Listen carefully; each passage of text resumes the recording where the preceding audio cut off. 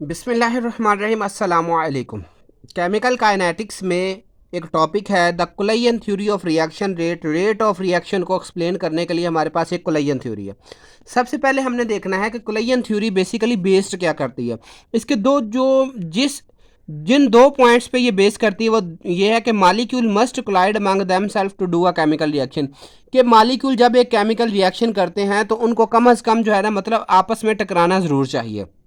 Collision का मतलब यही है कि मस्ट कोलाइड, के एक दूसरे के साथ मॉलिक्यूल जब तक टकराएंगे नहीं एक केमिकल रिएक्शन है नहीं होगा। दूसरा इसका पॉइंट क्या है, the energy of colliding molecule must be at least equal to energy of activation, यानी कि जो मॉलिक्यूल कोलाइड हो रहे हैं उनके पास इतनी एनर्जी होनी चाहिए कि वो एक रिएक्शन को एक्टिवेट कर सके। मतलब इसमें दो पॉइंट है, एक ये है कि मॉलिक्यूल को जो है वो कोलाइड करना चाहिए।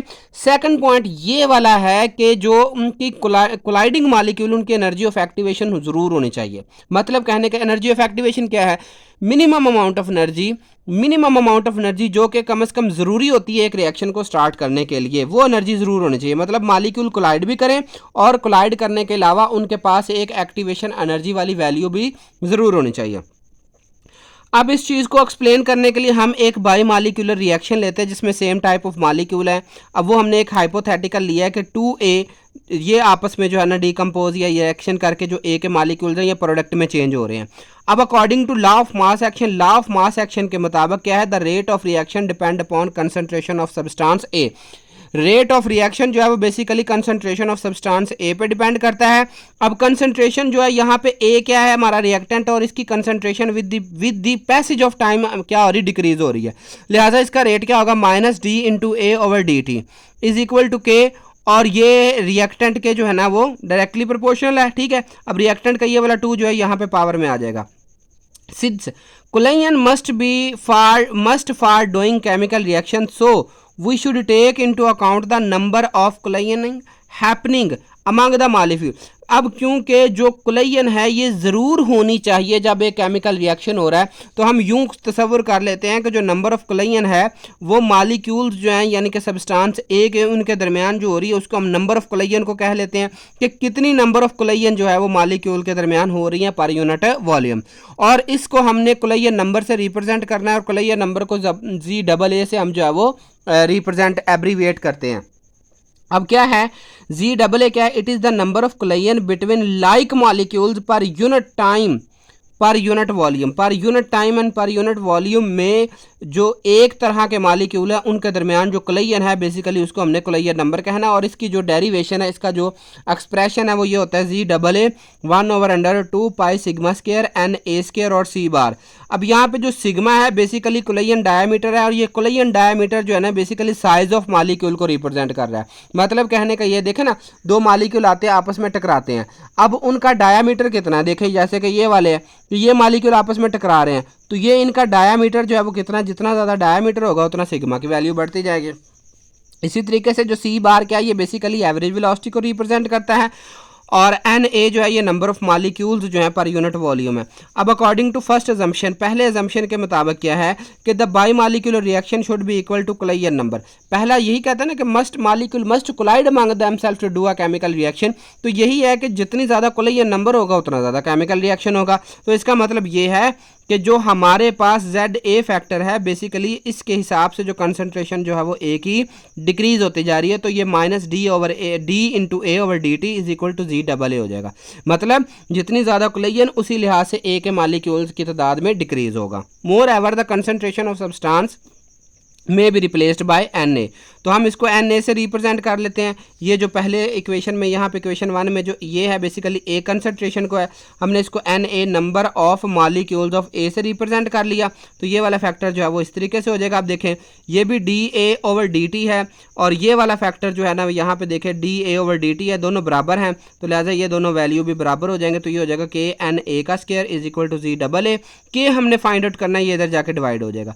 अब अकॉर्डिंग टू इक्वेशन 3, इस इक्वेशन 3 के मुताबिक ये K जो है बेसिकली रेट कांस्टेंट है, ये इन टर्म ऑफ कोलाइन नंबर और नंबर ऑफ मॉलिक्यूल्स के जरिए जो है वो हम रिप्रेजेंट कर सकते हैं। ये यूं कह लें कि ये इन दोनों की रेशो है। तो the unit of rate constant of by molecular reaction के पर मोल पर मोल डेसीमीटर क्यूब पर मोल पर सेकंड होते हैं, तो जो यूनिट है RHS राइट हैंड साइड के वो हमने इसके साथ लिख दिए। ठीक है, अब ये देखें क्योंकि हम डेसीमीटर क्यूब में ले रहे हैं, लिहाजा डेसीमीटर क्यूब के लिए हमने क्या किया, 10⁻³ से जो है डिवाइड कर दिया, क्योंकि एक डेसीमीटर जो है वो 1000 सेंटीमीटर के इक्वल होता है। ठीक है, तो इसलिए हमने एक डेसीमीटर क्यूब को, अगर हमारे पास वॉल्यूम सेंटीमीटर में है तो इसको हम 10⁻³ में लिख सकते हैं, तो 10⁻³ ऐसे लिखा। और जो पर मोल है बेसिकली ये NA से हम रिप्रेजेंट कर लेते हैं और पर सेकंड हमारे पास टाइम है। Let us substitute the value of ZAA from equation 2 to equation. अब ये जो ZAA की हमने शुरू में यहाँ पे ये वैल्यू यहाँ पे ये वाली पड़ी है, वो वैल्यू हमने यहाँ पे जो है ना सब्सटीट्यूट कर दी, तो हमारे पास ये वाली इक्वेशन आ जाएगी। और C जो है वो एवरेज वेलोसिटी है, ये गैसेस वाले माली चैप्टर से जो है वो हम फाइंड आउट भी कर सकते हैं, वहाँ पे जो है ना ये एक लेक्चर होगा वेलोसिटीज़ का, तो वो आप देख लीजिएगा, ये आपको पता चल जाएगा ये किस तरीके से एक्सप्लेन किया गया। ठीक है, तो ये हो जाएगा 8RT/πm। अब जो 8 है बेसिकली 2⁻² मल्टीप्लाई बाय 2 के इक्वल है, 2⁻² कैंसिल हो जाएगा, 2 × √2 ये वाली वैल्यू आ जाएगी। ठीक है, अब ये वाला 2 × √2 जब हमने इसकी जगह पे फर्ज करें पुट किया तो √2 कट जाएगा और ये वाला 2 बच जाएगा, जो कि यहाँ पे अब क्या हो रहा है, मल्टीप्लाई हो रहा है। अब इक्वेशन क्या होगी, 2NA/10⁻³ ये वैसे ही, ये सिग्मा स्क्वायर हमने ऐसे लिख लिया। ठीक है, अब ये वाला पाई, ठीक है, इसी तरीके से ये बाहर एक पाई है और ये हमारे पास πRT था। अब देखें क्या हुआ, ये वाले पाई को हम इस तरीके से लिख सकते हैं √π × √π।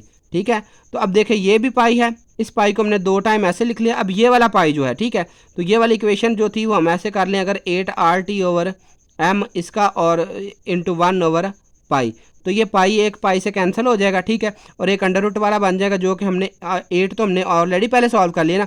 अब RT के साथ हमने ये पाई को भी अंडर रूट में शामिल कर दिया, डेसीमीटर क्यूब पर मोल और पर सेकंड। ठीक है, अगर ये स्टेप ना समझ लो तो वीडियो को इधर थोड़ा सा पीछे करके दोबारा से समझ ले। तो if we compare equation 4 and 6, अब ये जो हमारे पास इक्वेशन 4 है ये भी के वाली है और ये भी के वाली, इन दोनों को कंपेयर किया तो हमारे पास ये वाली इक्वेशन बन रही है। मतलब ये वाला फैक्टर इसके बराबर है, 2 साथ है, और ये वाला फैक्टर आप कह लें कि ये इसके बराबर है। तो let us now consider the reaction is taking place at unit concentration, कि अगर हमारे पास रिएक्शन जो है वो यूनिट कंसंट्रेशन में हो रहा है तो अंडर दीज सर्कमस्टांसेस, तो ऐसी सूरत में हम इस वाले सारे फैक्टर को, ठीक है, ये जो हमारा है इसको हमने एक another collision number at unit पर यूनिट कंसंट्रेशन से हमने जो Z0 से जो है ना रिप्रेजेंट कर लेना। ठीक है, तो when we give the units of second order reaction, जब सेकंड ऑर्डर रिएक्शन हो तो बेसिकली Z0 इसके इक्वल हो जाएगा। ये इस तरह इसको ओपन करके लिख लिया, बाकी एज इट इज़ है। ठीक है, अब ये जो क्या करता है, under these circumstances we can say that, तो अब इस लिहाज से हम कह सकते हैं। अब देखिए यहाँ पे ये पॉइंट आपने ज़रा तवज्जो से समझना। देखिए इस फैक्टर को हमने Z0 से कर लिया, जो कि collision number at unit concentration है। ये वाला फैक्टर बेसिकली इसके इक्वल है। ठीक है, तो अब यहाँ पे देखें तो Z0 इसके इक्वल भी है। अब ये वाली वैल्यू की जगह हमने ये वाली वैल्यू पुट की है।